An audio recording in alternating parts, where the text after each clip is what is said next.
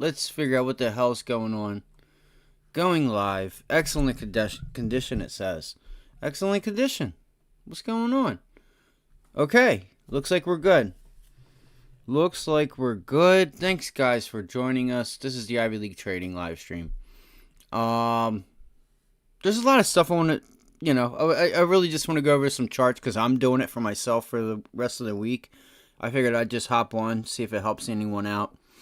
I had a lot of stuff at home I was trying to do yesterday. I wanted to work on this stream like today, but it's been a lot. It's been a lot the past couple weeks, so I had to went and see my grandmother at the hospital. She's fine, ain't nothing to worry about. Should be coming home. So, but what I mean is, it's not that it's nothing to worry about, but she's fine. She's okay. She's gonna be in good health. She should be home tomorrow. So what I was getting at is, I had like a lot of stuff that I wanted to do, and we have also tomorrow. So tomorrow's the day I gotta knock it out. I was a little late again tonight because I tried to add like a PGA, the U.S. Open and Father's Day stuff, and when I went to go do this, you guys have no idea. Hold on. Sorry, I just didn't want to take a drink in the mic. So I tried to make a PGA. I was cropping a PGA trophy, and I swear, just go, if you guys do anything of that nature, go try and do it to that trophy. Like, so I noticed all of them, they have it in like grass and shit. So it's like all clear, and then you can't make out where it's at. Like, they have like pictures of the PGA thing, like where it's laying on a golf course and it's so shiny and stuff that like the glass is like reflecting off of it and you can't necessarily see where it's at. And then I get it, it looks great. And then I go to take out the handles, or like in between the grass where the handles are. And I don't know what, because I've done it before. I never have any issues doing it. Like one way I'll do it is like I'll save it, put it in a PNG file. And then I'll just go back and re-edit it and crop out whatever I want, or Photoshop out whatever I want. Excuse me, now I'm going to get the hiccups because of this. But I'm sure there's an easier way, but it is what it is. It's what I was doing it on. So that's why I was running a little bit behind. I had to make a thumbnail. I kind of want to get this logo here at the bottom. I need to get that straightened out because that already looks too big from my end. Let's see. Let's look at the charts. I think it's too big. But that only has the level 2, so it's not that bad. It's not bad. And my little girl, she's just mad. She's mad at the world right now. I don't know why. I tried to give her food. She just wants to be up here, and there's no room on my desk. Told her I need a bigger boat. I need a bigger boat. There's not enough room. Like, I don't even have enough room for the stuff that I need to do. I know you want to be up here to join us, but there's no room, love. I'm sorry. I'm going to go open the window for her so she can go sit in the window for a minute. Give me one sec, guys. Sorry.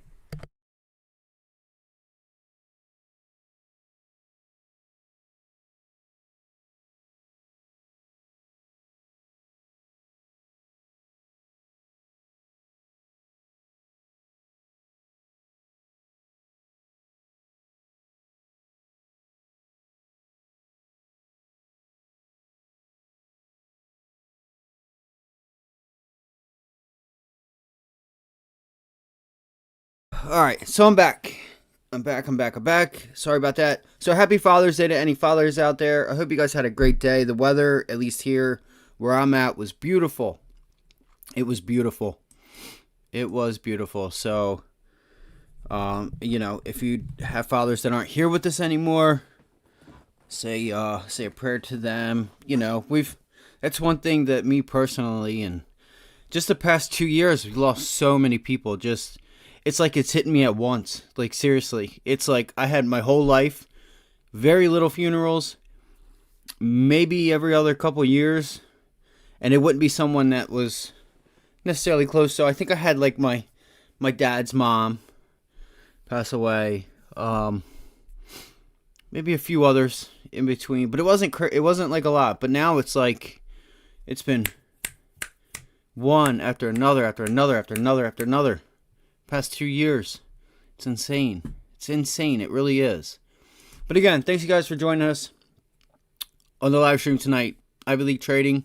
If you don't know, if you could, like, share, and subscribe. What I'm going to do is I'm going to take any questions. I'm going to take any tickers. But I want to go through some tickers. I kind of want to go over what the S&P did. As of like Tuesday and the live stream and stuff. I got 2 things for the live stream. So I'm going to make some changes a little bit. So I kind of want to like transfer my orders, like where I put my orders in, like, you know, my order book. I want to fool with that. And probably put it on this. I'm doing a couple different things. There's just there might be a little bit of changes with it. Like, I'm trying to get it. You know, you guys don't have to see OBS and all that other stuff in the morning. Like I say, I try and put as much time and I get as little sleep as I can because there's not enough time in the day to get everything that I need accomplished. But that's all. I have again, like I just said, it's been nonstop with the funerals. It's my cousin. You know, they always say it comes in threes, and it always does, at least for me. So I have a funeral. I'm going to be flying out to Florida. So next week, what I'll do is next week, not this week coming up, but the next week, what I'll probably do is I'll probably put out a morning watch list if there's anything going on. And I will put out a morning watch list. So I won't be here, unfortunately. I wish it didn't have to be that way. You know, my grandfather would still be here with us. So Monday, Tuesday, and Wednesday of next week, I will not be on here again. I'll put out a short. I'll do whatever I can do to stay in communication in case anything happens. So that's that. You know, so yeah, I hope you guys find this information valuable. Let's get into it. I've spent enough time already. Let's get into it. So I want to get into just the overall markets. That's our overall gauge. Let's go see what the SPY. Let's go to the weekly chart, then we'll go to gold. We'll go to IWM. We'll run through them because I have an idea this week. If you we're live Monday through Friday, 7:30 to 4, a little bit after the bell. Whenever earnings, we'll be here for earnings. We're gonna have earnings calls. We're gonna have all that. I have some ideas for next week already that I picked up Friday, and I called them out Friday. At least I mentioned them, and they're already up from Friday. So we'll see what Monday looks like. We'll see what Monday looks like, where we open, where we close, and then like dictate. Because I don't have a position on them yet, but it's just something I noticed. Yeah. I mean, I am too, kinda. I mean, I don't know. Maybe they stay in a range. I mean, I miss. So it's like, you know, we had AMD and it. Well, really, Nvidia and AMD run. They usually run together. So I kind of missed Intel. I did play AI a couple times. I missed my AI entry Friday. I don't know why or how I missed it. It was either Friday or Thursday. It was such a perfect setup, but this one is one I'm watching because I feel like the street is trying to bring it back, and I from what I just the little bit of stuff I did over the weekend, so what they did in 2019 really hurt them, and that was they were not going to spend money into certain things. It was back here. It was this right here. You guys see this big move on Intel? This wasn't COVID. This right here, and I don't even think it was the 2018 interest rates either. Yep. See there? I think there is your interest rate decision. No. 678. Yeah, maybe it was. Can't remember. So, right here is where, in 2019, this big down day. Well, I should say month or two. It's like a month. It's like 2 months. Look at that. So, that's when they decided that they weren't going to invest money into, like, I guess it's like the type of CPU or GPU that they could create. And now they were kind of kicking themselves in the ARS in the arse that they were behind the curve. They were behind it. This is why Lisa Su, the CEO of AMD, this is why a lot of people love her, because she wasn't afraid to invest the money in future technology. And look where their stock price is. And look at it, Abby, please. Look where their stock price is in accordance to Intel. They excuse me one. I'm sorry.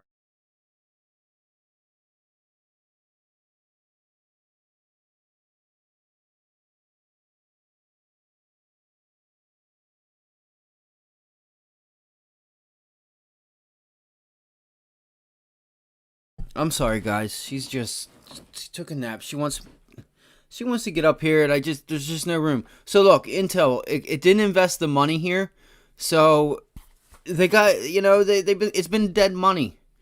And you know what? I went back and I was looking at this. I feel bad for shareholders. I feel bad for them. Look where you're at. I mean, this is 2015 level, 2014 levels. I'm going to have to bring up the weekly chart, but this has been dead money. And the new CEO had mentioned that, they made a mistake. They admittedly made a mistake, and they're going to fix it. So, again, you're at whatever this is. I can't necessarily see it. So, 2013, 2014 levels, guys. That's crazy. That's so crazy. Imagine sitting on money, buying the stock, and it's just sitting there not doing nothing for years and years and years. So I want to watch Intel, but I want to watch. So what you have in the market, okay? If you guys don't know this, what you'll have is you'll have your leaders and your laggards in all sectors of all kinds. Whether it's gold, it's like GDX, GLD, and you have, well, like more not necessarily like that, but like in gold, you'll have gold itself move, and then the miners will follow behind it, and then in the miners you have your different companies that are leaders and laggards. So there's a little bit of stages. And you guys have always noticed, if you guys have noticed, like AMD and NVIDIA, they've always kind of like traded together. They've always kind of traded together. I mean, look at them, guys. Like, this is NVIDIA. Okay, now let's go to AMD. And this makes for a good hedge.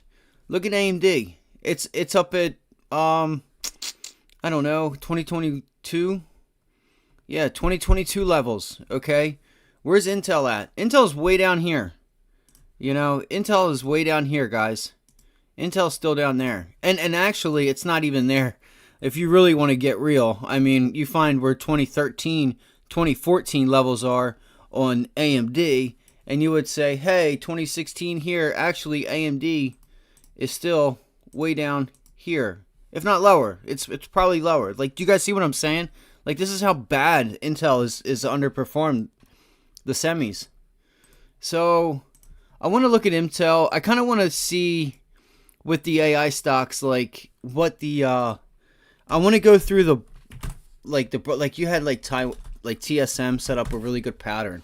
If you want to check out Taiwan Semiconductors, it's pulling back now, and now this sets up for a good trade that I'm watching. So now we're either going to hold on this bounce. You see how we broke through? You did kind of have some, you had an increase in volume, but we'll see if this level holds. What do you have coming up? You have the 9 EMA. You have a previous pivot. Does it hold? Does it hold? We shall see. I want to go into bonds. I want to go into TLT. I want to go into short-term bonds, longer-term bonds. Because listen, there's a really, really good opportunity. A really good opportunity in bonds. And it's not even just a stock. If you guys go to you guys get even double Bs. Let's say if you actually wanted to go get a bond, there's a lot of upside in bonds right now. That's not accounted for. So it's if you guys don't know who Jeffrey Gundlach is, he's somebody I follow closely, and I really take what he says. I always listen when he talks. I'll put it to you that way. He's a respectable bond guy. He is the owner of. He's the CEO of Double Line Capital. So if you don't know who Double Line Capital is, you can go ahead and YouTube Double Line Capital. They have a lot of good content. Usually it's behind if you go on YouTube.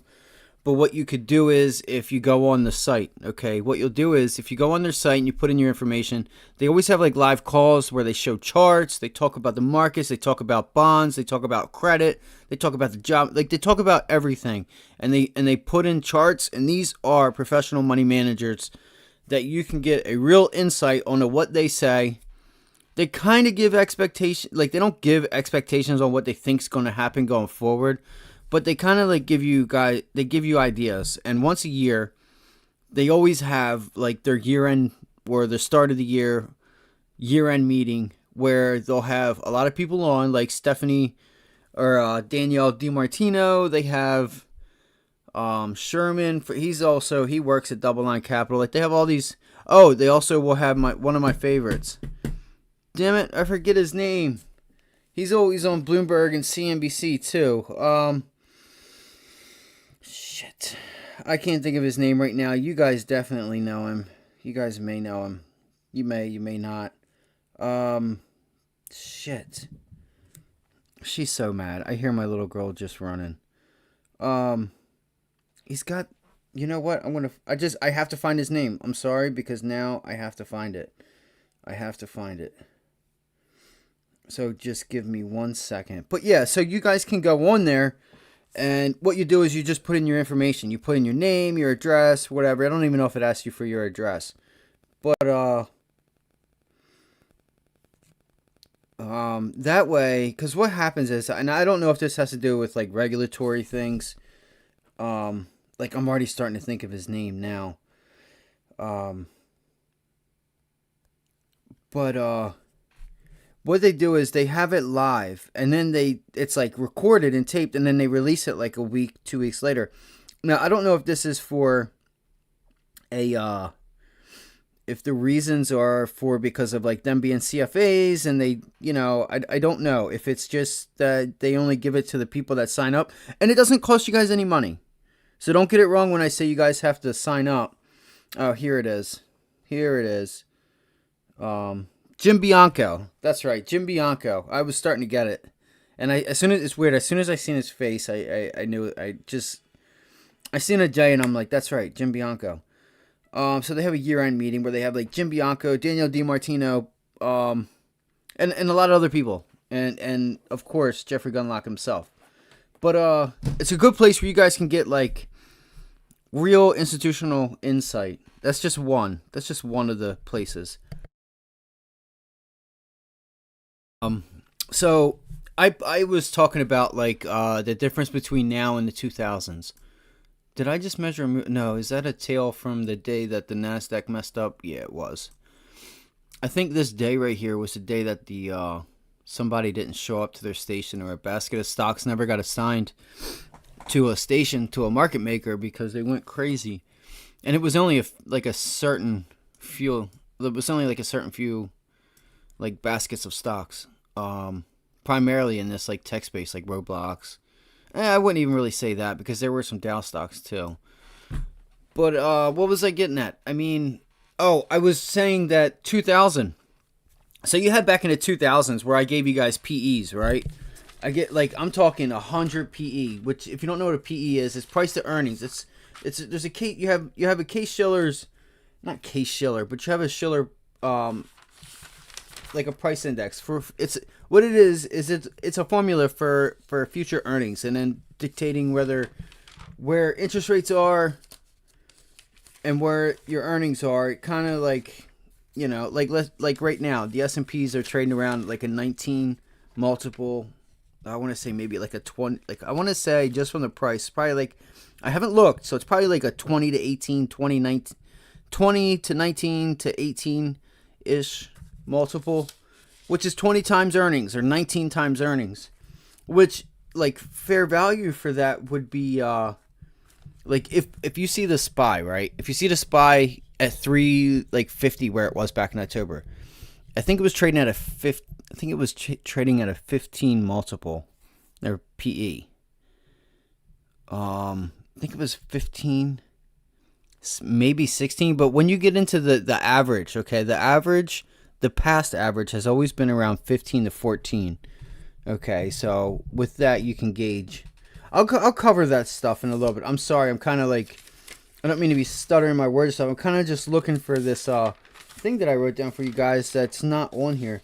But anyway, so the difference between like what I brought up to you guys about the 2000s and now here we go. So like Cisco, right? Cisco was trading at 148.4 times earnings.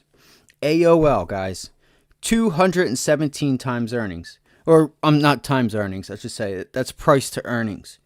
Okay, Yahoo, this is crazy, guys. 623. I had a PE of 623. Now today, you have like Apple. It trades at a 29 PE. Alphabet 23. Nvidia was 51. Microsoft 32. Amazon 84. Okay, pretty high for Amazon, kinda, I guess. So what's the difference? Like, why? How could you get a PE of that high? Well, because this was the tech startup back in 2000. That's where I didn't even really think about it until I thought about it. I'm like, how the hell could the PEs get so high? But what it was is there was this technological boom with websites and stuff of that, things of that nature, and that's why they went berserk, because they were companies that weren't making any money. There was technically negative cash flow. There was no real cash flow, like where they're profiting them enough to even pay for payroll, things of that nature. So this was all future expectations. So that's the big difference between 2000s and now. And I just brought that up because I was just hearing people talk about the 2000 tech bubble and now, and I'm like, they're not the same. Okay, just because Nvidia and AMD, just because they're overextended and it was, money got put to work, you can't necessarily just say, well, this looks like a 2000.com blah, blah, blah, blah, blah. No, these companies are actually well managed and make good money, and they're well managed. They're well managed. So there is a big difference there. So let's go into charts. Let's do what we came to do here. I'm sorry, I'm just going off on a tangent. But again, if you guys have any questions, throw them in the chat. Whatever. Anything you guys want to know about me, want to know about stocks, anything you want to know, like as far as educational stuff, like PEs, multiples. I'm not gonna. I don't know why I have Case-Shiller home price index in my head. I just don't know, man. It's been a weekend, I guess. I felt like last week, right? I had no sleep all week, hardly. And then,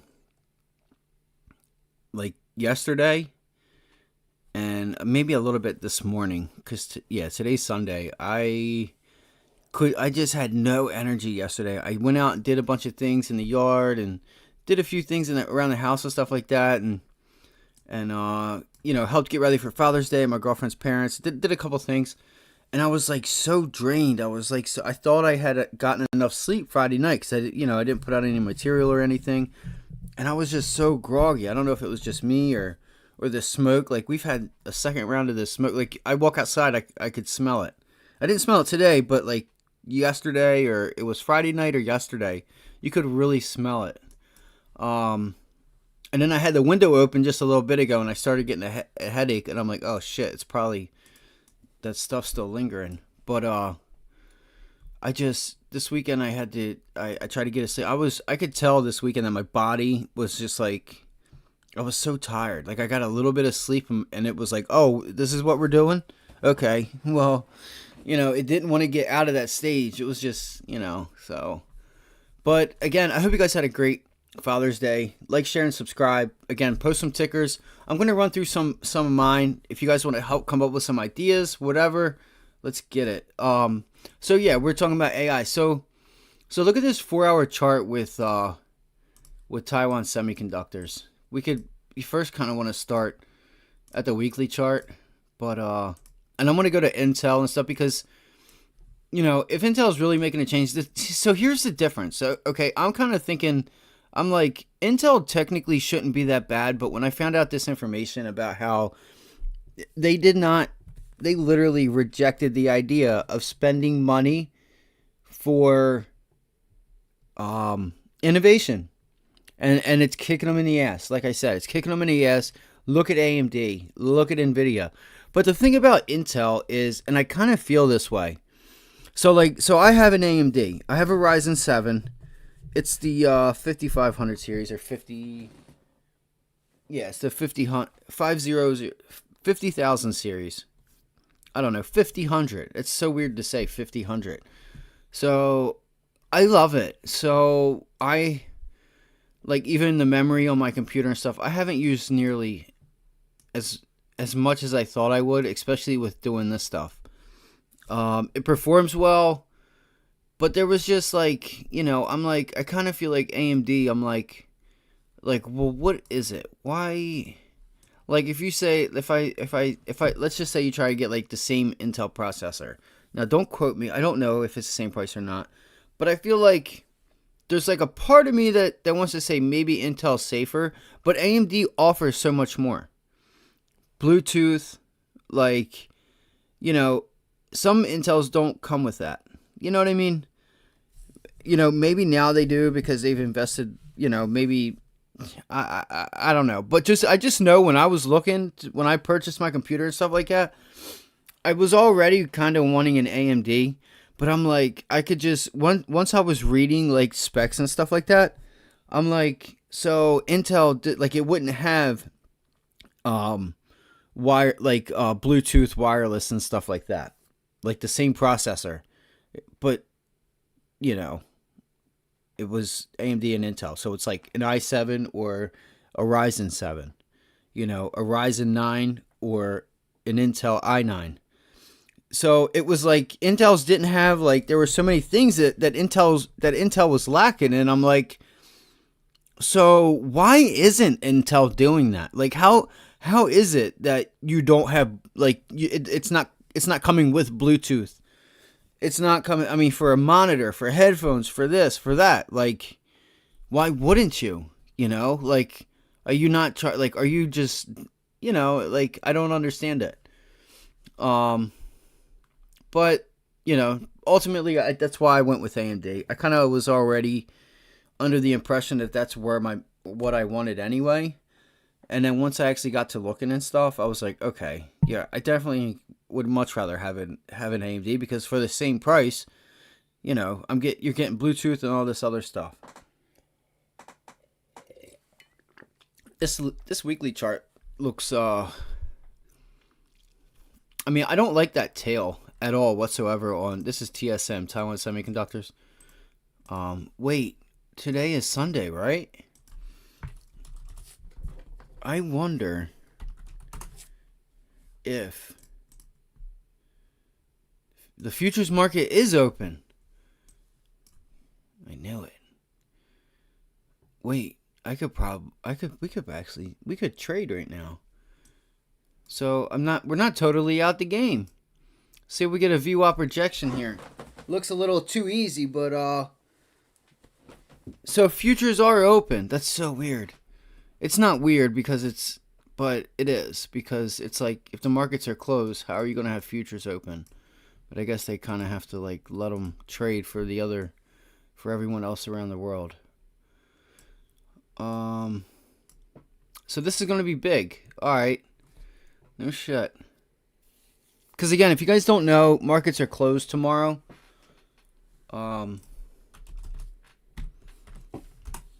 But if futures are open, I guess. I don't. So don't quote me on this. Futures might close tomorrow or tonight at midnight. I don't know. Because there is a possibility that futures will close at midnight or something. I don't know. I'd have to look it up. So I want to go over some tickers. So let's go over the SPY. I'm going to get my levels ready. I want to get things going. So what happened last week? Let's go to the weekly chart. We, obviously, if you're living under a rock and you don't know, we kind of rallied. We've been rallying like crazy. There is you do have some nice volume here on the weekly chart. I think I'm going to get rid of some of these lines. But they are still important. I mean, that's one weekly candle. So I might want to hold off on that. Just blasted through the 100-day. There was a nice tail. Look, you could see here where it did try to reject it twice, and it was just not having it. Again, we've had this level up. It's your 23.6 fib from the COVID low. But for the week, it's not going to tell me. It's not going to tell me what the S&P's closed up. That's crazy. That makes no sense. I should be able to go right here and it give me the percentage for a week. Do I got to call Thinkorswim up myself and say, "Hey, you might want to add another little box in here that says unless it's me. Unless I'm wrong, X2 eligible. EXT, I don't even know what that is. But why is it not giving me, like, you need to have a little window up here that says what it closed on, like what it closed at, whether it's the week, the day, like daily chart, whatever. So what are we running into? So I had this level here. It got extended a little bit past that. Let's see, guys. Man, this rally's insane, isn't it? This rally's it's just insane. So look, guys, we blasted through this level here. I thought this was where we were going to have trouble. So this is where I would look for a pullback. Honestly, you can do whatever you want, but me personally, man, look at that reverse head and shoulders, man. It's beautiful, so beautiful. But again, I think we still have. You could always put in like a U. You could come up and just kind of curl and come back down. Doesn't that look about right from where we think the recession's going to be? We come up, try to make new highs, and then just roll it back down to 400, 380. That'd be cool. I'd be down with that. This is the thing, guys. So if you didn't learn anything from this bear market, man, look at this pattern, guys. It's so crazy. Like, look at this. You have your small shoulder, and then another, like this is your main left shoulder, head, right shoulder, and then you had another one. Look at that. Look at that. It's like you had a gap here. So you ultimately, when we started in October, we pulled back, and we were just we're testing this gap here. Right there.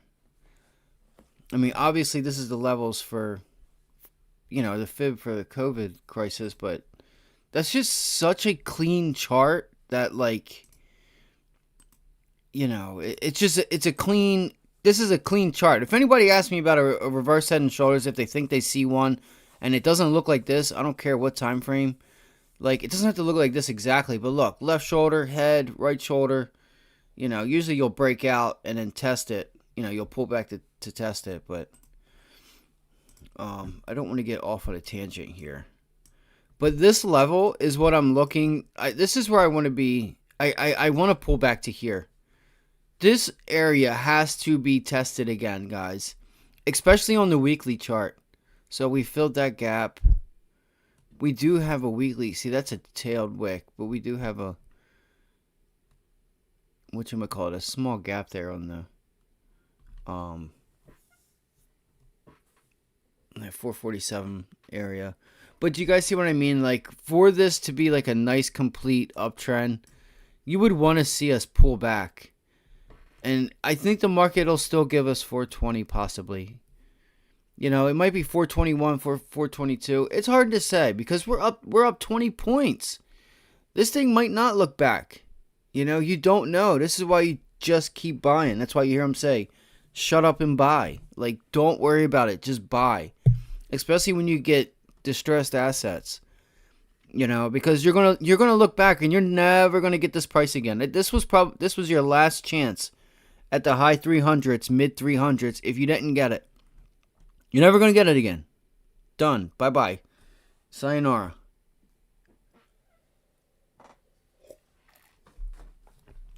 It's wild. It's just crazy. It's just insane. So we've just extended our asses off. Like, really. It's insane. Again, I want to pull back. Like, we need a pullback to. So we did base here. Oh, so you know what I was thinking the other day? Like, remember how I told you guys I wanted to measure this move here? This move right here. That move. So I was laying down the other night. And I told myself, because I did this. So I'm over here on the left side of the screen if you guys can see. You see that? See that range? And then we had, I think it was this range here.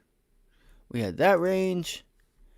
We had this little range right there. So we had all these ranges, right? I swear, instinctively, I told myself, excuse me, I'm sorry, I got the hiccups now from that cup of coffee. I told myself, right here on this long range, look how long this is. This is literally just about, it's a month and a half of price action. Literally just sitting here in a, and it wasn't big, 403 to 4, yeah, but we didn't, look how small the candles were. It's not like we got there. It's just from this double bottom here.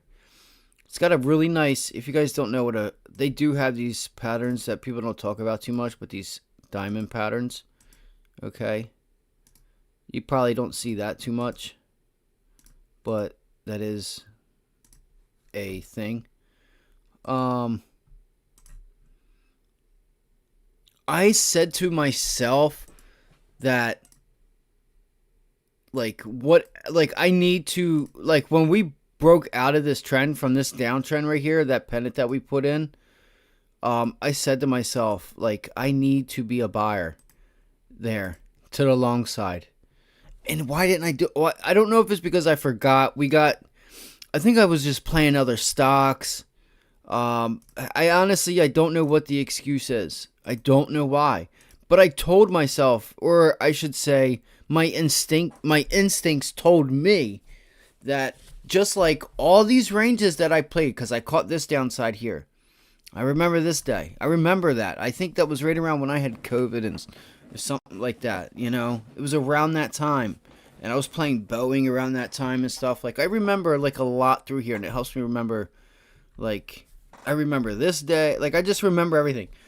Not everything, but you guys know what I mean. So, with all these ranges, if all you have to do is literally, you can measure them, okay? You guys can measure these ranges, whether it's the width, the height, and it will give you an expected move of sorts, because these fund managers and institutions, guys, they're not stupid.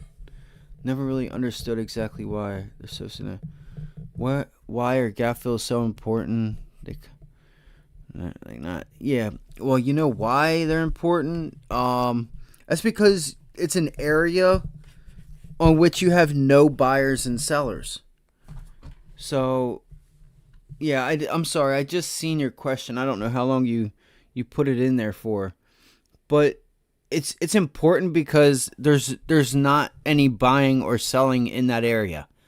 So the market will always reverse back to it, or will shoot up to it. Well, it'll just revert back to it to see where are there buy orders there, are there sell orders?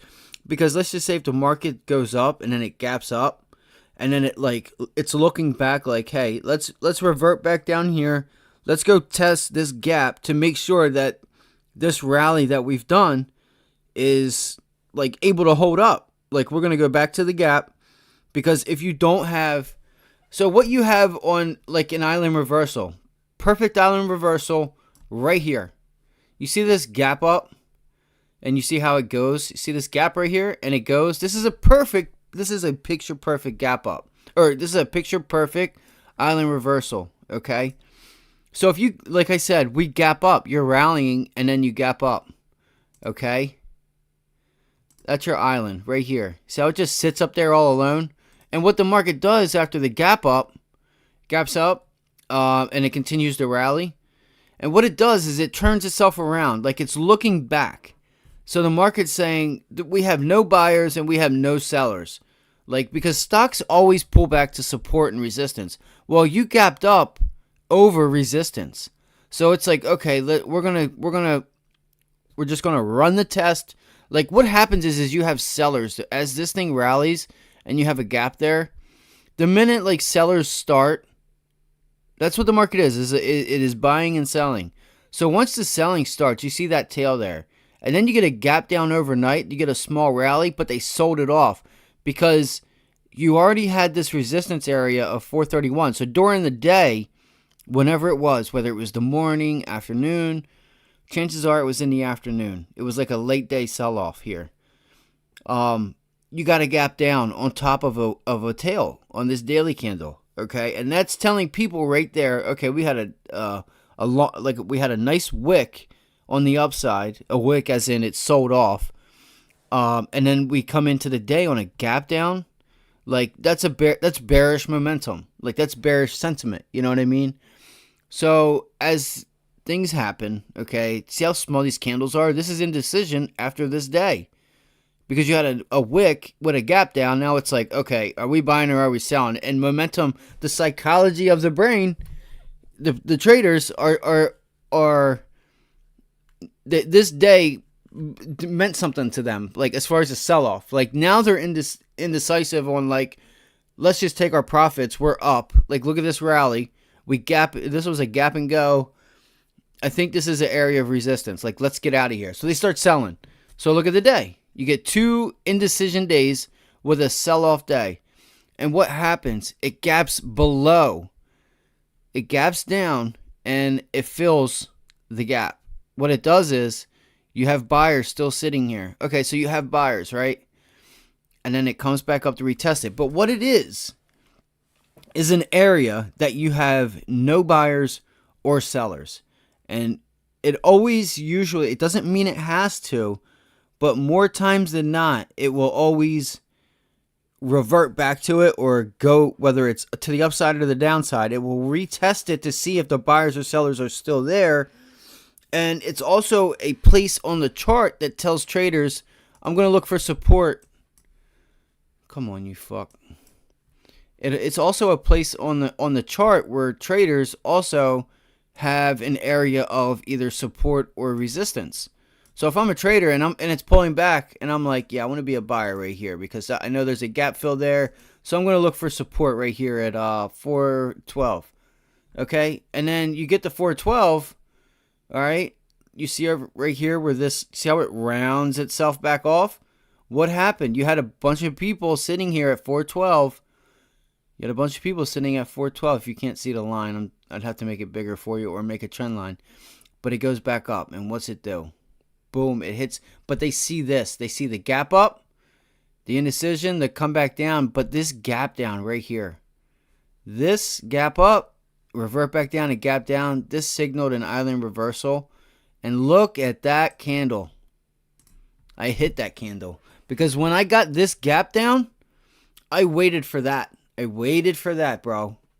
Waited for it. But this is, you get such clean, like, so you have to think, like, we're in a bear market. So if you're in a bear market, you want to look for bearish, you want to, not indicators. You want to look for bearish patterns. Okay, a cup and handle isn't a bearish pattern. That's a bullish pattern. A reverse head and shoulders is a bullish pattern. An inverse head and shoulders or a head and shoulders is a bearish pattern. But an island reversal is a bearish pattern. That's where it gaps up, curls down, gaps down to the gap, and then what it does is the reason for the curling back up is because it's looking for resistance. It's got to have a place for resistance. Like where the seller's going to start stepping in. They don't just randomly step in right here, But that's why the gaps usually always get filled. Yeah. So the main part is usually it could be a psychological level, because I remember 400 and I had 400 in my head for 2 years. Okay? This whole bear market, or this whole rally. Let's go to 400 on the SPY. That was where I cut, where I said, I'm not buying anymore. Should be right here. No, yeah, right here. You see this area right here, and I'll zoom in. You see that? What is that? That is, look at that. Look how small those candles are, bro. Could you imagine trading 395.01? That's $1. That's $1. Like, I do not want to go back to those days. Look how small this shit is.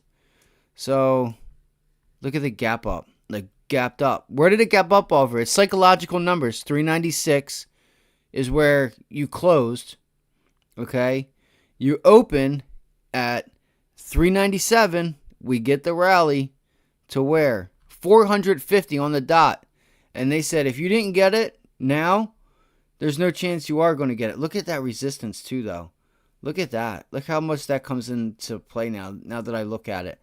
Like, we went up, we pulled back, and then it rallied past this psychological. It's like 398.13. It's not psychological, but so it did. You had a break and retest here. But it gapped up 400. Like 400 to what? 402, 403. That was it. I waited from 2021. I stopped buying. I stopped.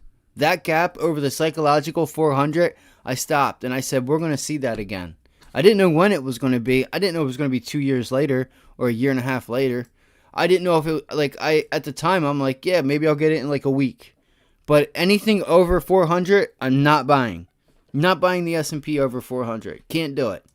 And it gapped at that psychological number. And what did we do? We revisited it. We revisited it just like we revisited this.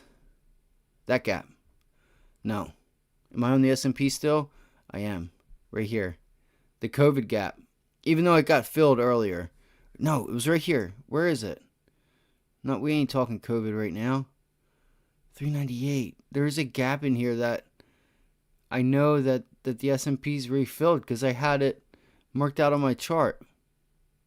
Because I think our low was like 350, 348. High 340s. I can't remember. Look at that wick there. That's a crazy day. That's insane. That is pretty crazy, actually. The low of that candle, okay, it's 360. Like, this is the candles that we're getting now. But that's a 17-point candle. That's crazy. 370. That's so weird. Yeah, it should be in here. 339. I don't think we went that low, though. Right there is the gap. 347. So let's go to the SPY. Or we're already on the SPY, but where was the low? Where was the low? 348. You see that? You see that? That's the wicked tail at 348. Right? If I can zoom this in. Look at that. That's insane, right? Look at your 348. There's the top. 339. 343. And then you had a wick. You had a wick, but this is your gap right here. You know? And they said 340 is the number. 349. I don't know. 347. I thought it was 348. You know? So, I don't know. But yeah, gaps always get filled because there's not a buyer or a seller there. I'm sorry that I get off track. I want to stay on here because I said I was going to do some charting and so like that, and people tune in, and I don't have charting and I don't talk about the markets like I should. I get off track and talk a lot of stuff. But I also do want to help people too. So that is the goal of this channel. Guys, I want to see a pullback to 430. It might not happen this weekend. It might happen. So I don't know if you guys know or not, but we get Powell on Tuesday and Wednesday. I think it's Tuesday and Wednesday, or it's Wednesday and Thursday. It's one of the two. Powell, we get him twice. He goes in front of Congress, okay? So I do got to look at this because we have to have an idea. I don't think we have much data this week. And it's crazy at the end of here in a couple weeks, we'll be in the earnings. It's pretty crazy. We have building permits. I don't think we have that much data this week. I mean, there might be in other countries. Yeah, so it's Wednesday and Thursday, okay? Bank of England, interest rate decision. Going to want to watch that. You have Wallard speaking. So we'll go over the data another day. But I noticed oil's been making some nice runs with this data, guys. The oil's been making a nice run. So I want to work on like, so I had posted ashore and stuff, like some of the stuff that I wanted to work on. Man, 49 minutes and I haven't done hardly a single chart. I gotta stop doing this shit. So oil's been moving. So the S&Ps, let's go to, we already know what the Qs and Dow looks like. They're all up. We know where they're at. Okay, we know where they're at. You know, so I want to watch the IWM and see if it just continues to put in this range. It's coming up to the 9 EMA now. This kind of does look like that diamond pattern I told you guys about. Now, I don't know if that's a bullish or bearish sign. Nobody's ever told me. And I guess what? I don't ever use it. You will never see me do this other than now. I'm just, you know what I mean? It does look like a diamond. Yes. It's actually putting in the same, if you can kind of see it, it's putting in the same pattern the SPY put in before it went to the upside. Literally.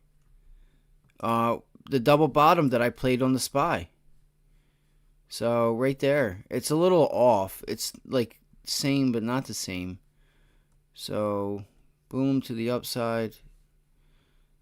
And then you have this. So what I'm looking for is bearish divergence. So now we put in a new high there. But you did put in a nice little double bottom here. So guys, we're on the lower end of the range on the IWM. This could be a good easy trade.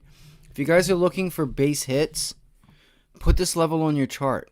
Okay, it's an area, it's not a level. Like it's not a concrete level, but we'll just go with Friday's low around 185 to the top end of 189. That's a $4 move, $5 move. Okay, you're long at 184, 185, and it breaks. You know, your risk to reward is great. Okay, it breaks.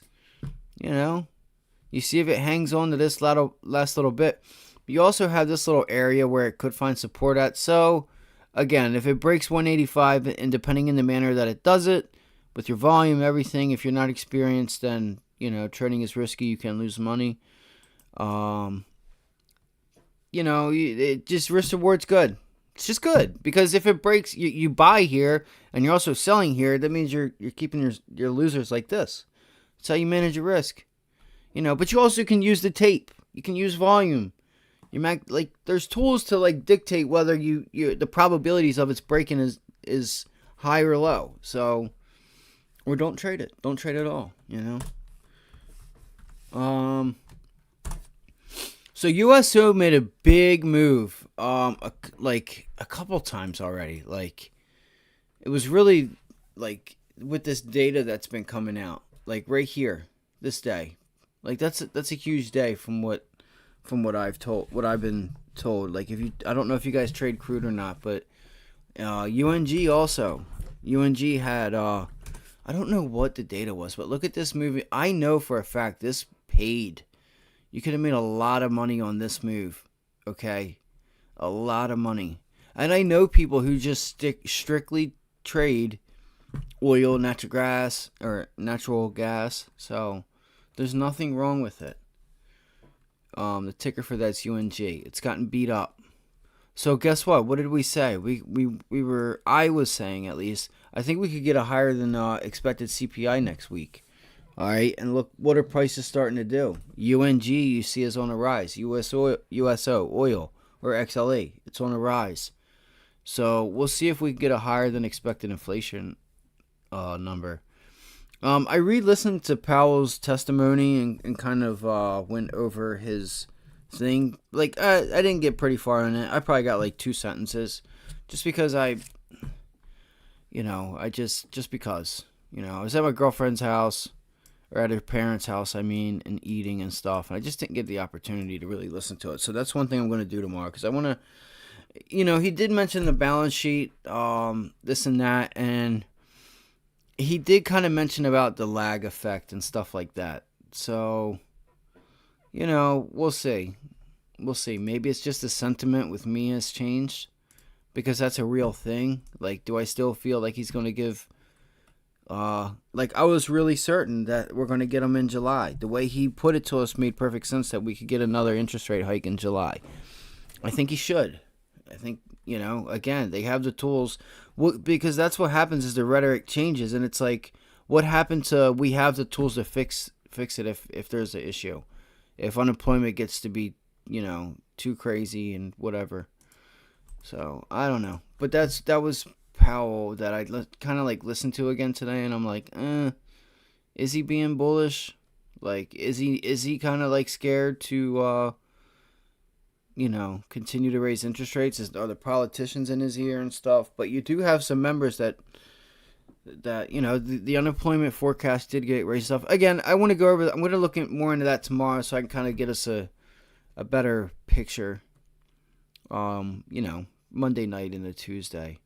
So I'm looking at natural gas here now. I'm trying to just come up with ideas. I already have one. I'm not going to give it away just yet, but I will on tomorrow's live stream, and it's not going to be like this. I'm not going to go off on a tangent.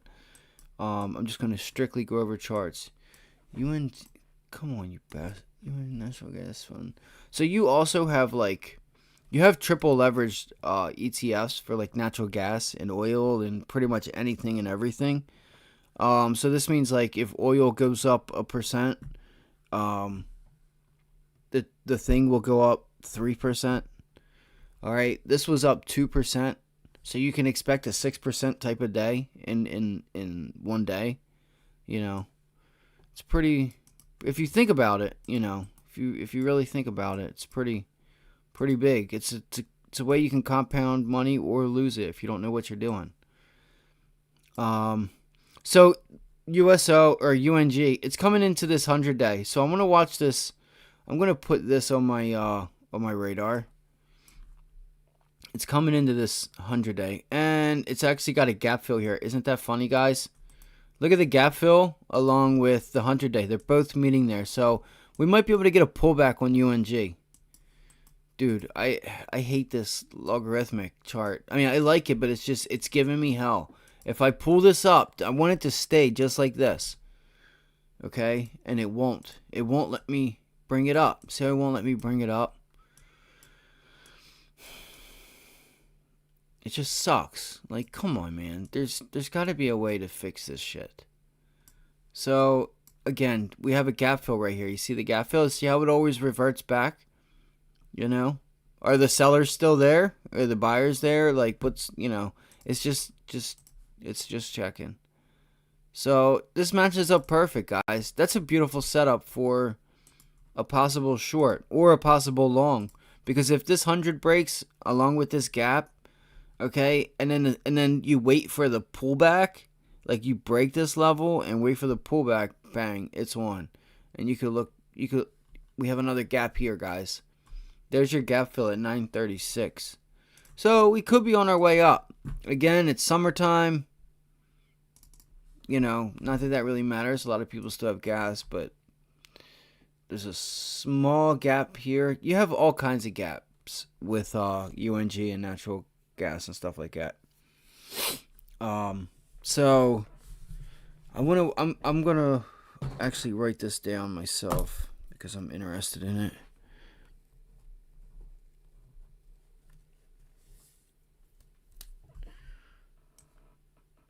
And look at that volume. That's not too bad volume there. I wonder if it was data or something. I'm gonna have to check it out. Let's see here. So it's 744 is the 744.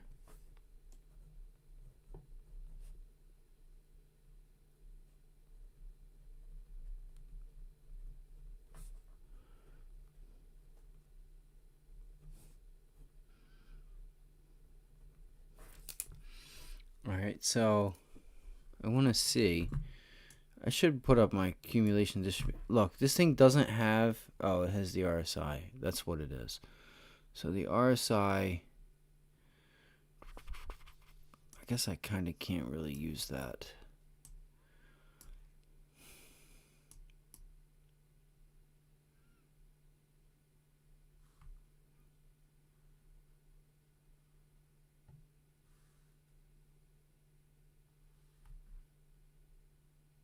I'm just gonna have to wait and see if we get up here. I want to see where we open out on Monday with UNG. Let's go to the 4 hour. This is, yeah, I'm gonna look for, man, that's crazy. Just want to make sure I'm seeing everything the way I should. I want to see if, of course, it's going to get bigger. Of course. I want to see if it starts putting in a pennant or like a base. I'm going to wait. I'm not going to do that yet. I want to see if it puts in a base or something down here.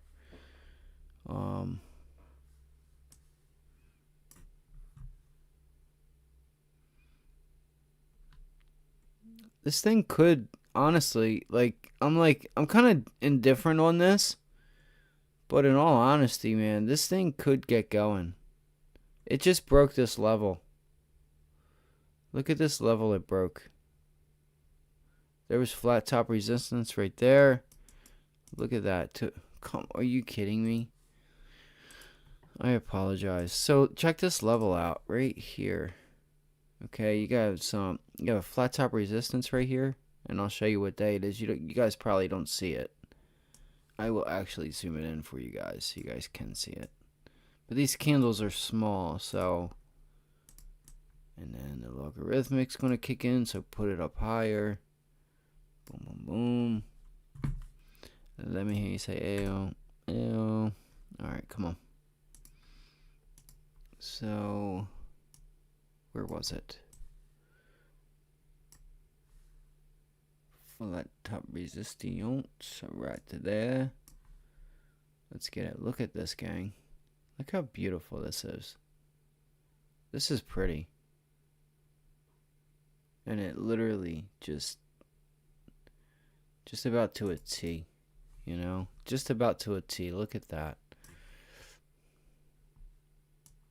It's unreal, isn't it? It's not unreal, but this is why you got to go through charts. So there's my level. If we hold that, we might see an extension to this 765 level.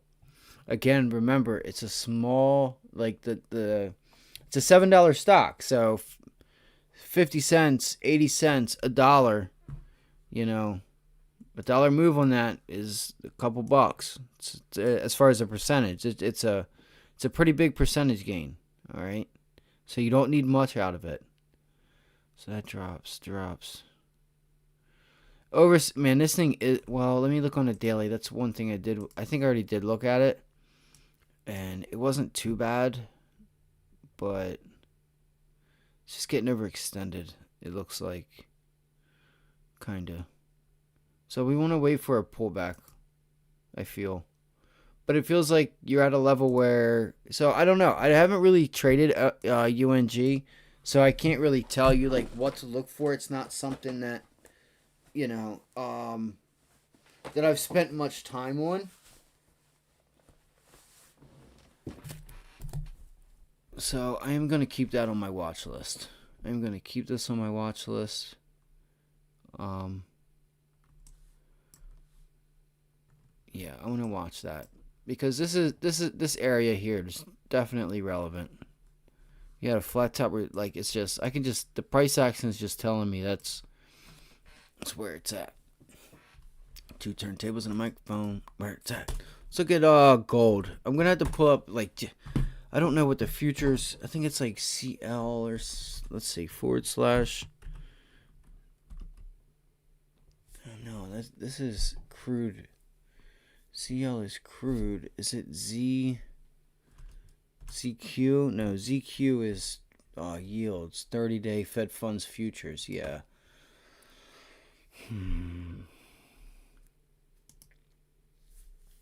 I wrote it down. I can't remember what the fuck, what gold was on gold futures. Oh my gosh. Z. Oats. You guys want to trade some oats? Some oatmeals? You can take delivery of it. Here we go. ZG. This is 100 ounce though. I just went regular synthetic. So you could also, you guys know what this RBOB is? This is fuel. RBOB is gas. It's like fuel for your car or truck. Of course it can't find it. I wonder if it'll give me the RBOB chart. I know TradingView will. Come on, man. This is bullshit. I'll just look at GLD or GDX. Man, how'd I know? How'd I know? And look at that, man. Double topped right at my level. Funny how that works. And I'm not there to see it play out. Just forget about it. Sometimes I put a lot of stuff on the chart that I'll forget. If I don't write it down. Wow, look how well gold held this, guys. Look at the gap. You have a gap fill back here. You have gaps all over the place, but look at that. Look at the base it's putting in, guys. Yo, listen, I'm going to look at this pretty deeply.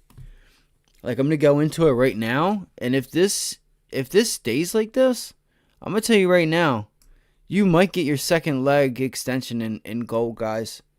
This might be the buying opportunity, honestly.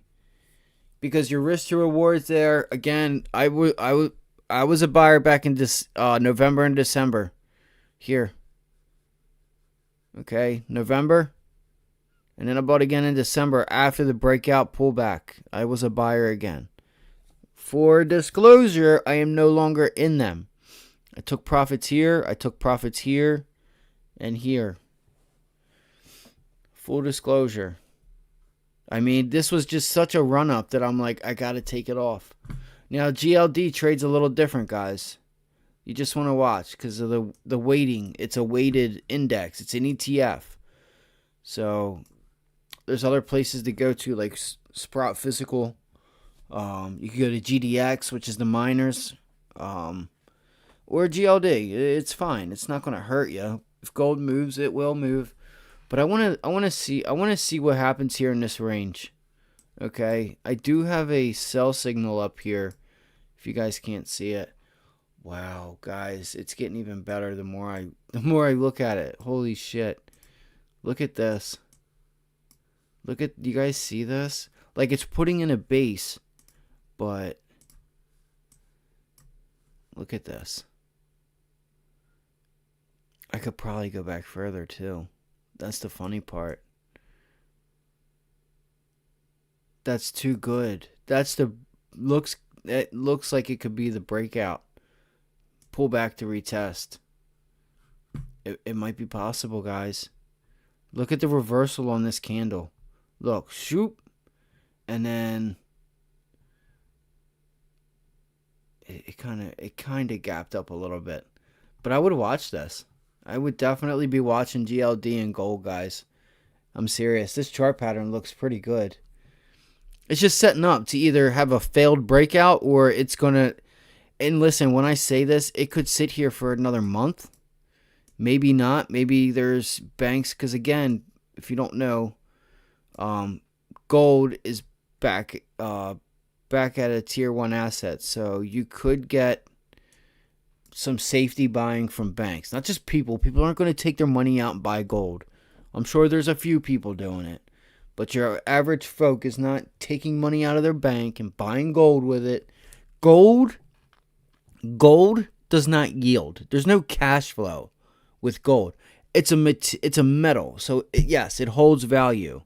And to the dollar, depending on what happens and demand, yes, it rallies. It's been held back for a little while, but you know, we were early on the move. So I'm just going to keep an eye on this because if it continues to put this base in, the longer it stays here, the more the bears are going to give up because it's telling you it's not going down and they're not going to want to be a part of the upside if they're trying to short it. I promise. If this thing just continues to put in the base and cannot break this level, it will go to the upside. I promise. We did pull up Dixie, okay? And look at the bull flag it put out, and it literally just about went right to our target.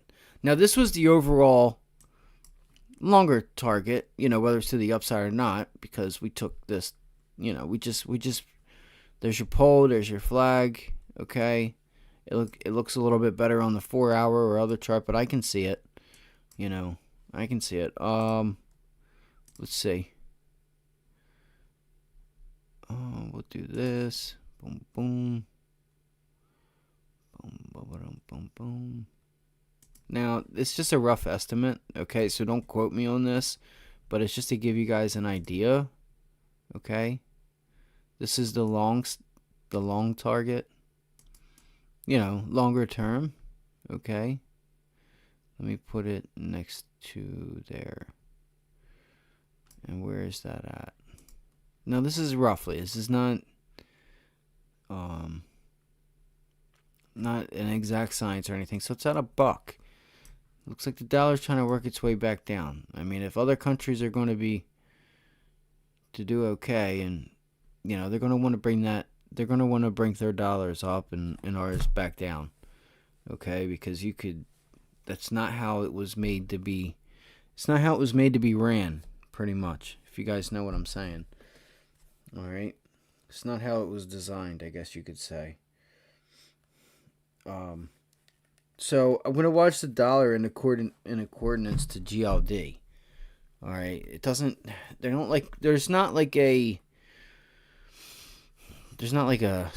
inverse movement, but you know it'll help. It'll help if the dollar continues to come down. It'll help gold. If the dollar's rising and strong, it's just gold can't, you know, have a blowout. It's just really hard for it to get going. I wonder what silver looks like. But I want to look at, real quick, I want to look at the 4-hour chart on GLD real quick. Boom, boom.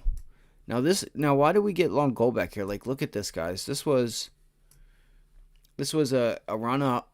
Obviously, I can go back further if you guys need me to. Look at this run up. Boom. Okay. And what did it do? It put in a base.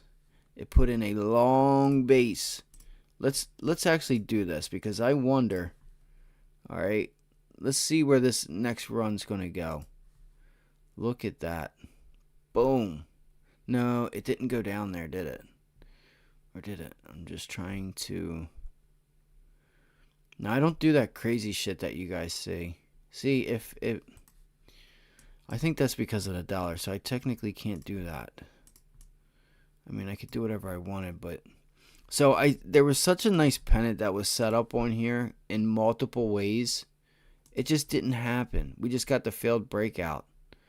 It was right there. And we were looking for that. We were looking for this day right here.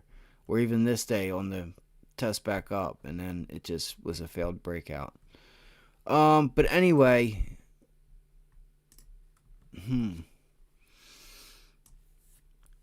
It's kind of weird to see with these charts. I just want to see what I can see.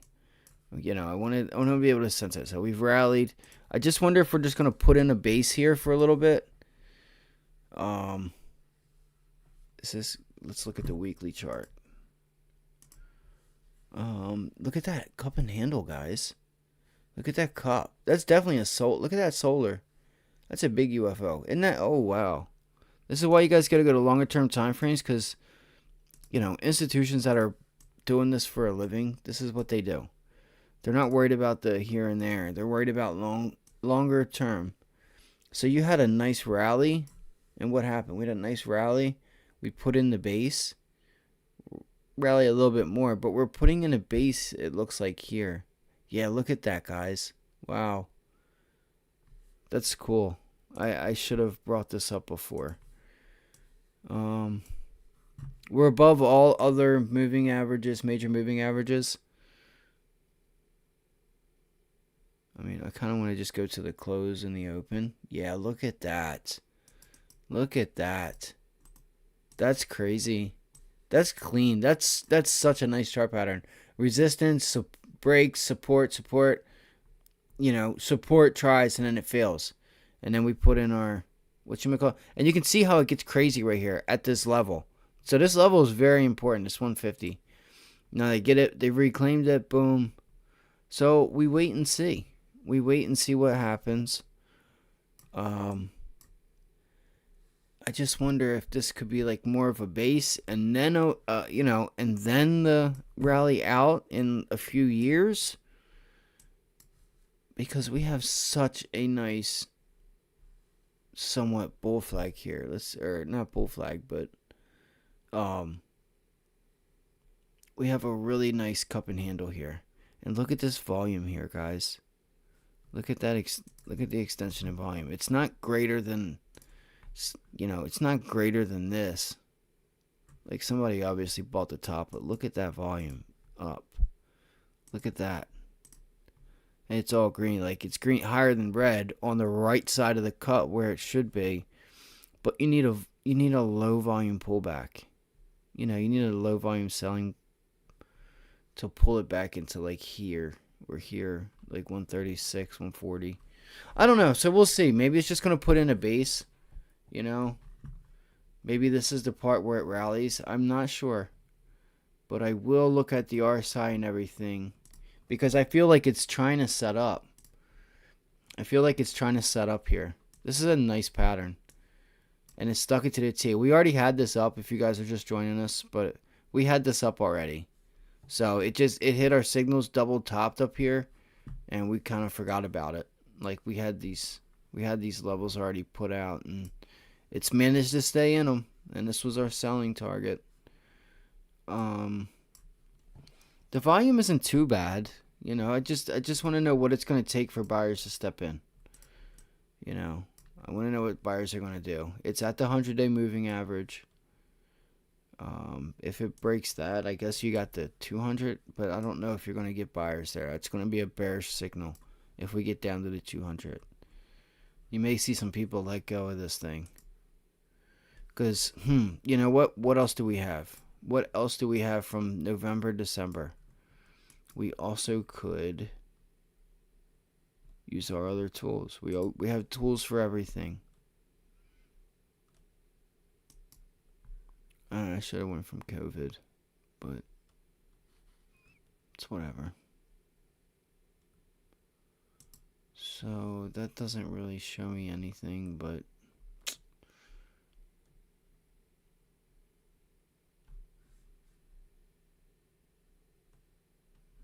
alright.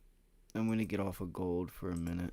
We're going to go into some stocks like Starbucks, Target, Roblox, AI stocks, shit like that. Yeah, I want to watch this. Sorry, I just want to go through the 15-minute chart. I want to see if we have anything setting up that I can sink my teeth into. Because nobody's Listen, I'm going to tell you guys a favor. If anybody's watching this, alright, the best time to get into gold is when nobody's talking about it. I promise. The best, you want to get in gold when nobody's talking about it and nobody's expecting it. You remember how quick that gold talk came about back in January, February, and we were already in positions.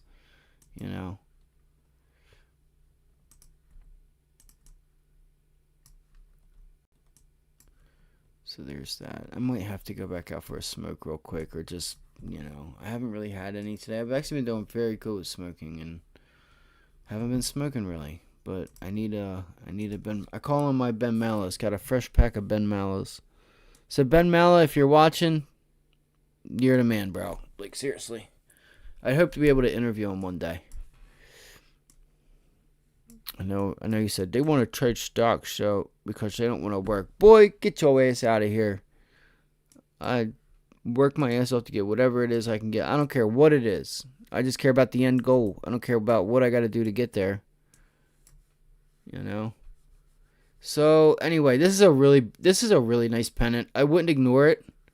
I would wait for the retest and see what maybe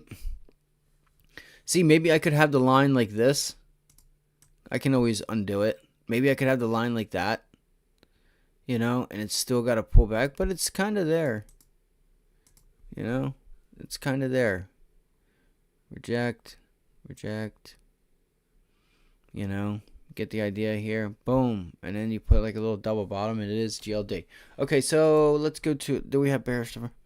Let's see, we put in a new, that was pre-market though.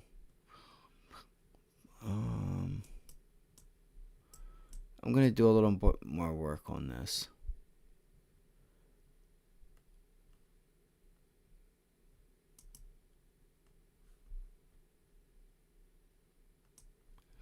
I'm flipping tired. Guys, look at that volume. That's insane. Is that real? Are you kidding me? Somebody else sees it too, guys. Or you wouldn't get a big volume bar like that. That's insane. That's seriously insane. Unless it's an OpEx thing. I doubt it, though. I really doubt it. Those positions are on.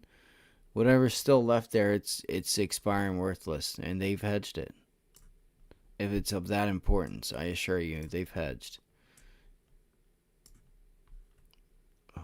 What is it? So this is at 1.5.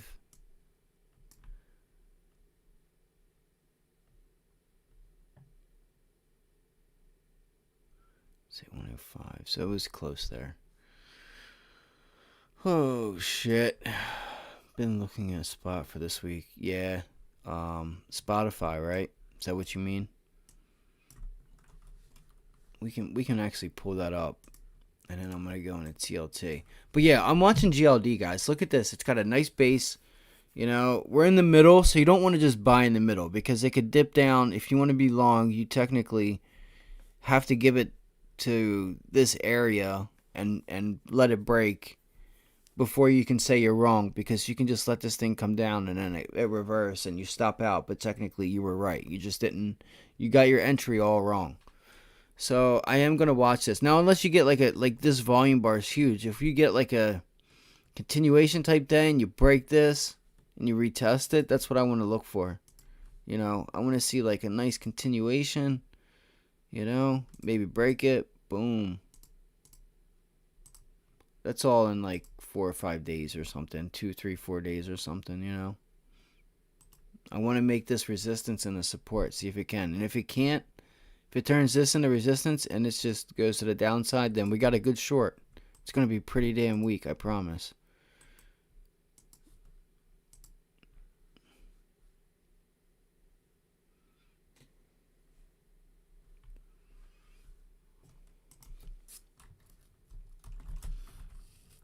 A spot, right?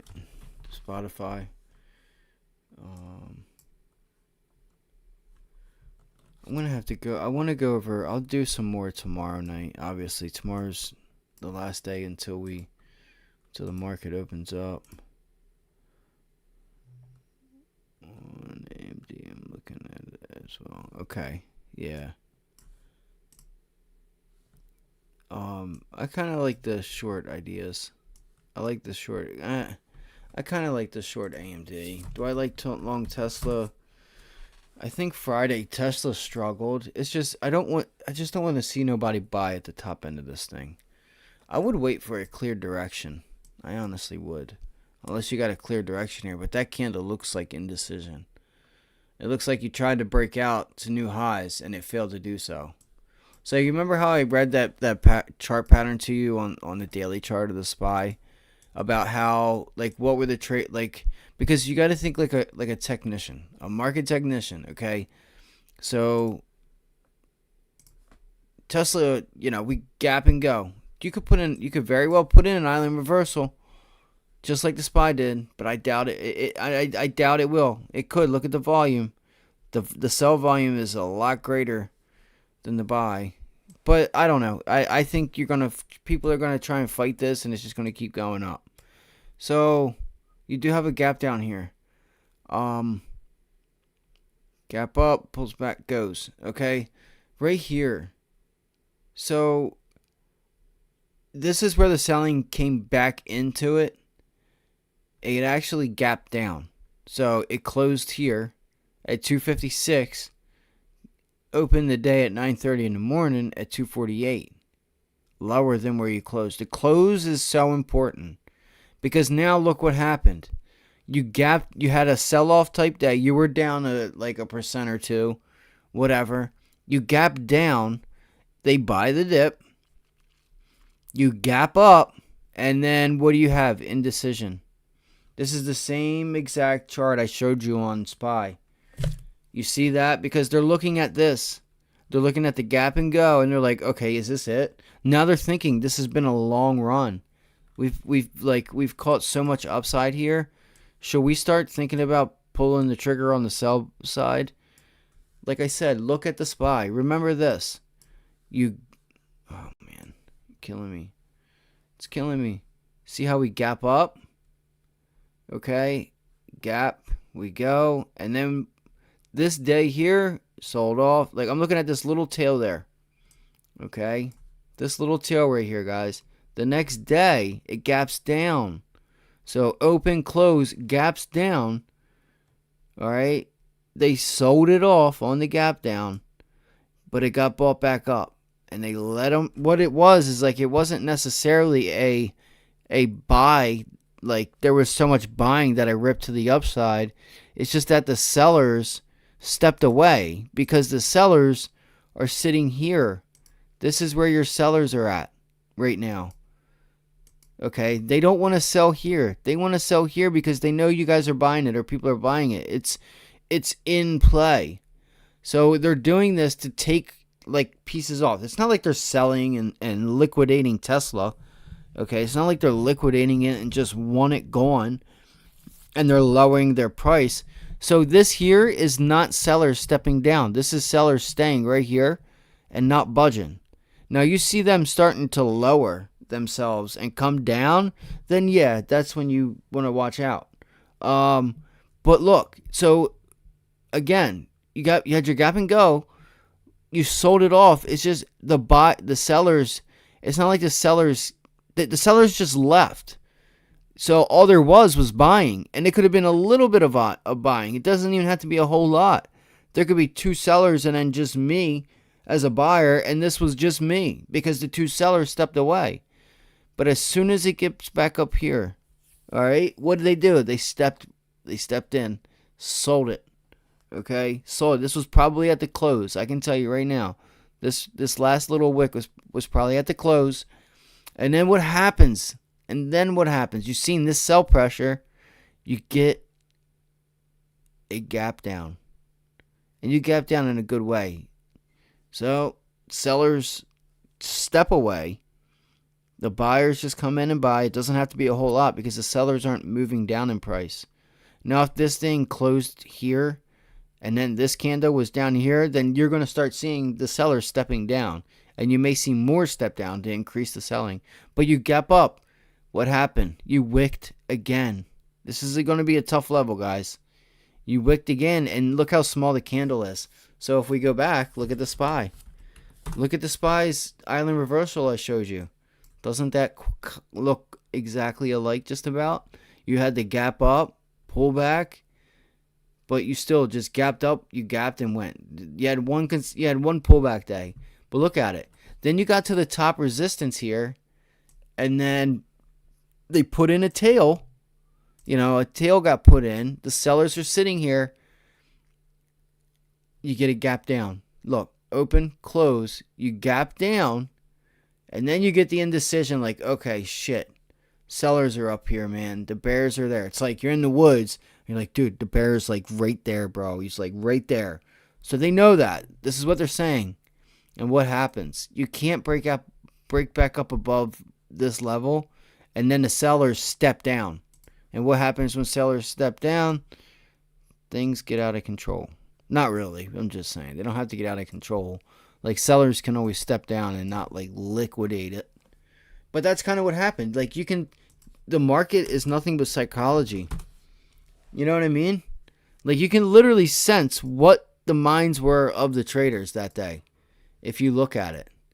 Because it gapped up, and it went. And this was a happy day. Yeah, we're just going to keep going. Uh-oh. Who reared their ugly face? The bears. They're hungry. They're getting tired, and they're hungry.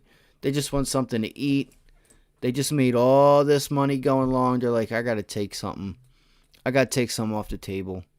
And then the next day you had a gap down, or we wake up the next day to a gap down. It gets rallied. But look at the volume. Look how small the volume is. It's not that small, but what happens though? You get back up to the level and they sell it off. So I keep that in mind, guys. I'm probably gonna call it because it's late. I'm a little tired. So tomorrow I'm gonna go live. I'll probably use the same thing I used today, the same thumbnail. I promise tomorrow I'm gonna have a list. I'm just gonna do charts. I'm gonna give you guys my ideas. I'm not, and I will if you guys want to. If you guys want like lessons or anything, look at the double. It's kind of like a double top on AMD. So I'm going to go over these things with you guys, and I want to hit the charts hard though. Like I want to go through a ton of stocks. I want to find setups. What's our Ford doing? We called this out when I first started the channel. You know, look at it. It's still going, guys. It's still going. I told you all. And you guys got to understand, a stock like this that's that cheap, you get options on this, and it moves 50 cents, $1 in a day, $2. Dude, you're making an ass load of money. You know? You're making a lot of money. So don't let the little $11 discourage you, because I'm going to tell you right now, a $10 stock moves $1. That's 10% in a day. You know what I mean? Think about how much a 10% option, you know, what that's going to do to if you have calls or puts. All right? So...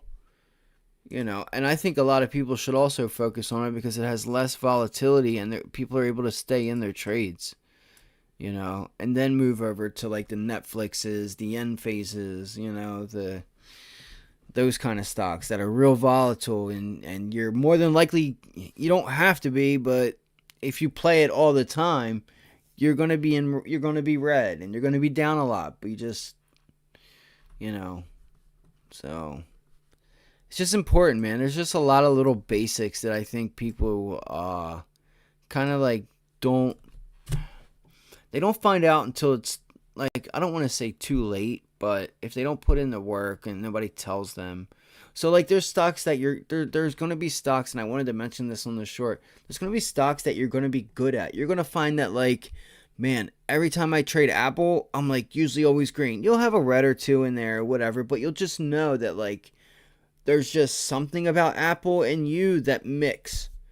And listen, your job is to make money. You don't have to get cute. You don't have to worry about Carvana, AI, this and that. You could just sit here, come in every day and just trade oil. There's people that do that. And if you make some good money, then okay, you've earned the right to take a little more risk. If you want to play the other ones, change it up. Okay, I get it. You might go insane after trading the same thing, but you're going to get really good at it. You're going to know how it works. You're going to know what it does at prices, and you're going to know when it starts to get momentum, how much momentum is left. Like, you're just going to know it. And I think you should always have a few stocks, like 2 or 3, I mean, not like 5, 10 of them. You know, if you can do that, great. I can't, but if you have like 3 stocks, hell, even just one, it's probably more important to just have 1 or 2 that you know you can always go to, and whatever level it's at, you know what it's going to do next. Like you know when there's a sell-off, and you know when it's to be bought. Like you just know the levels, and you guys are just 2 lovebirds. But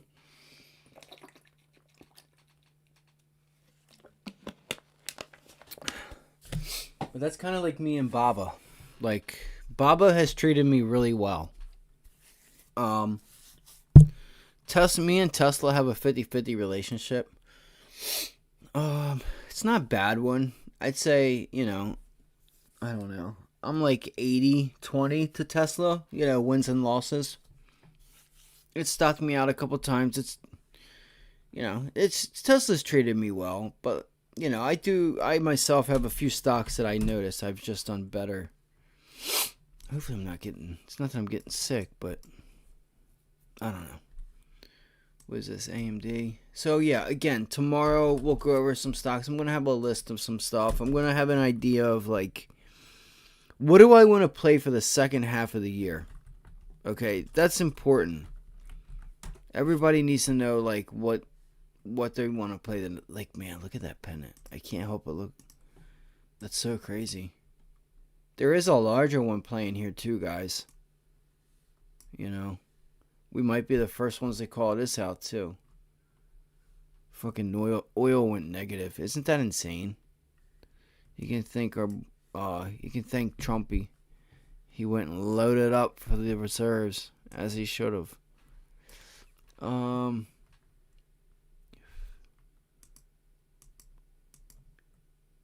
Let's see here.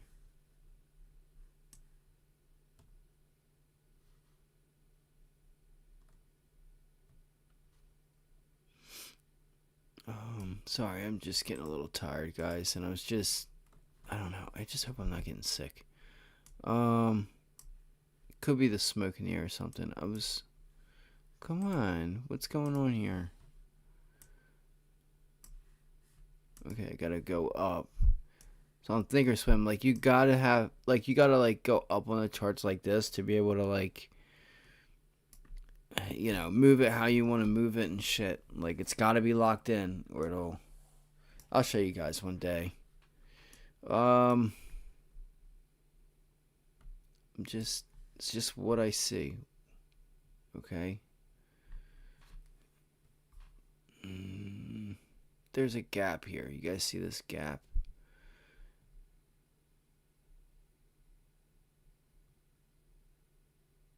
That doesn't look too bad. That's literally... But I don't know what it's telling me there. Like, it's not telling me anything. It's not like, hey... This is, it's like... gonna bounce out. Or not bounce out, but it's gonna rally out of this pennant and then pull back into the downtrend for a long. Just like Ford and all them when they did that. When we went over them. Like, they break out, they pull back, test the downtrend, and rally. You know, just like the SPY, just like Ford, just like all of them that have done it. But,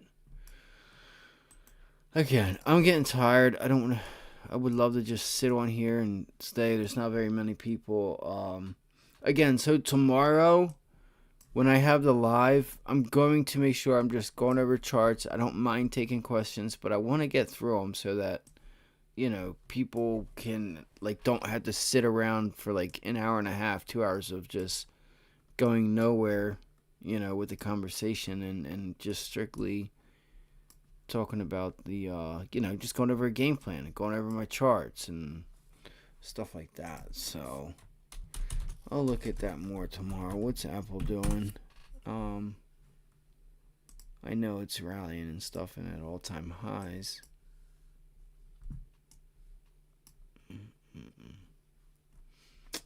I was just thinking something, sorry. But I hope you guys had a great night. Sorry if I spent a little too much time on things I shouldn't have been,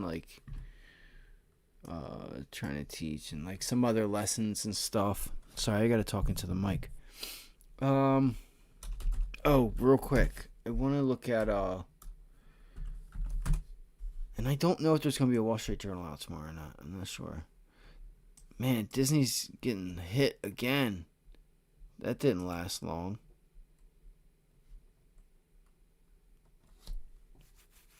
Let's see here. Wow, that's not good. That's trying to turn into a bearish pattern if I've ever seen one. That's for sure. All right, gang. You guys have a great night. I am going to get some sleep because I am tired. So, thank you guys for joining us tonight. Like, share, and subscribe if you could. Like I said, I'm gonna catch a quick nap, and I will catch you all tomorrow. Like, share, and subscribe again tomorrow. Not sure offhand what time I will be on, but I will make a post. So I appreciate you guys stopping by. I gotta work on these and get them the way I want them because nobody else is gonna do it unless it's me. Because I don't look at the market selling off, guys. It's not selling off heavy, but it's putting in a nice pattern. So there was the rejection of VWAP when we first came on. So it would have worked.